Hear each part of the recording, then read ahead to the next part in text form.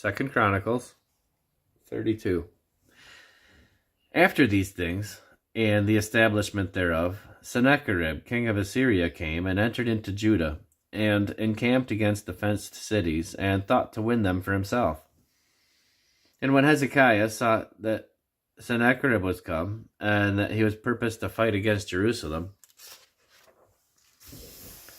he took counsel with his princes and his mighty men to stop the waters of the fountains which were without the city, and they did help him.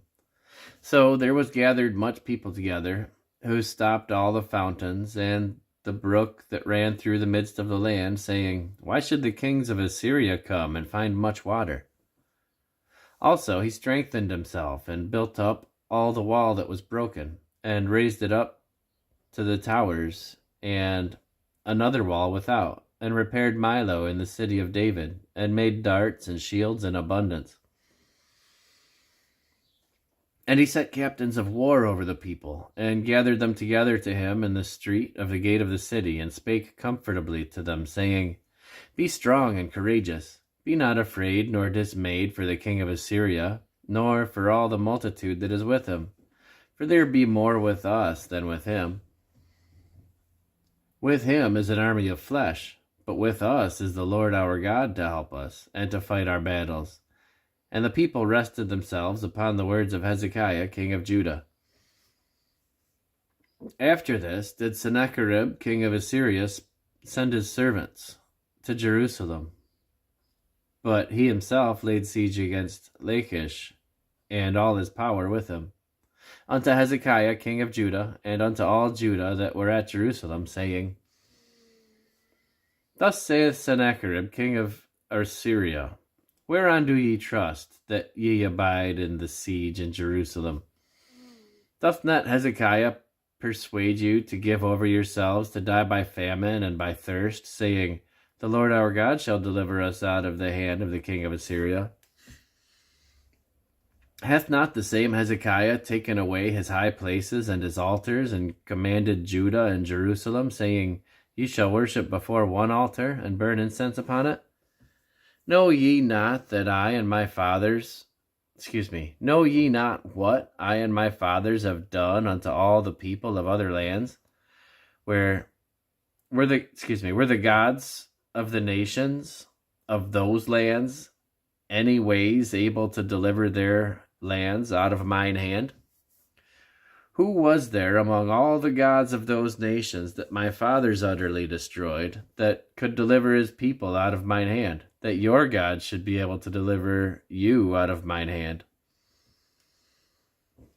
Now therefore, let not Hezekiah deceive you, nor persuade you on this matter, neither yet believe him. For no God of any nation or kingdom was able to deliver his people out of mine hand, and out of the hand of my fathers.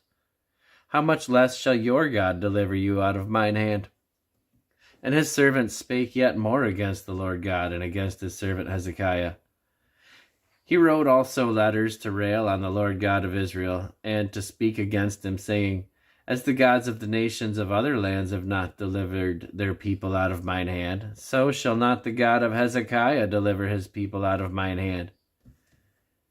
Then they cried with a loud voice in the Jews' speech unto the people of Jerusalem that were on the wall, to affright them, and to trouble them, that they might take the city.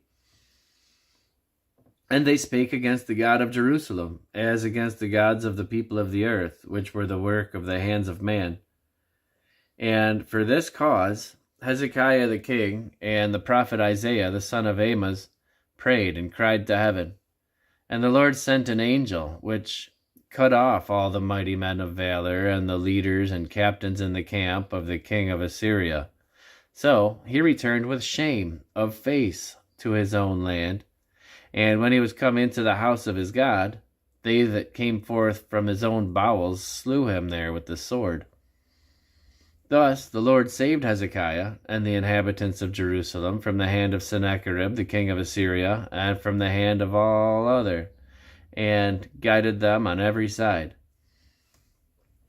And many brought gifts unto the Lord to Jerusalem, and presents to Hezekiah king of Judah, so that he was magnified in the sight of all nations from thenceforth. In those days Hezekiah was sick to the death, and prayed unto the Lord, and he spake unto him, and he gave him a sign. But Hezekiah rendered not again according to the benefit done unto him, for his heart was lifted up. Therefore there was wrath upon him, and upon Judah and Jerusalem.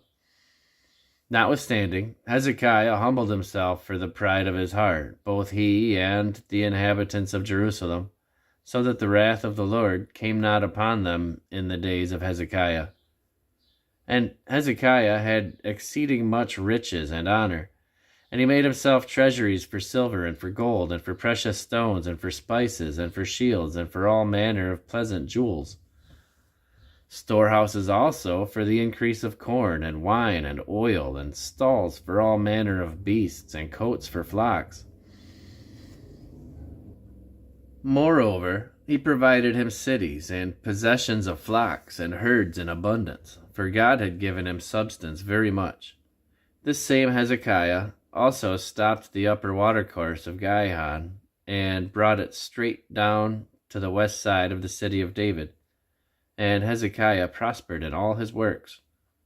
Howbeit, in the business of the ambassadors of the princes of Babylon, who sent unto him to inquire of the wonder that was done in the land, God left him to try him, that he might know all that was in his heart. Now, the rest of the acts of Hezekiah, and his goodness, behold, they are written in the vision of Isaiah the prophet, the son of Amoz, and in the book of the kings of Judah and Israel. And Hezekiah slept with his fathers, and they buried him in the chiefest of the sepulchres of the sons of David.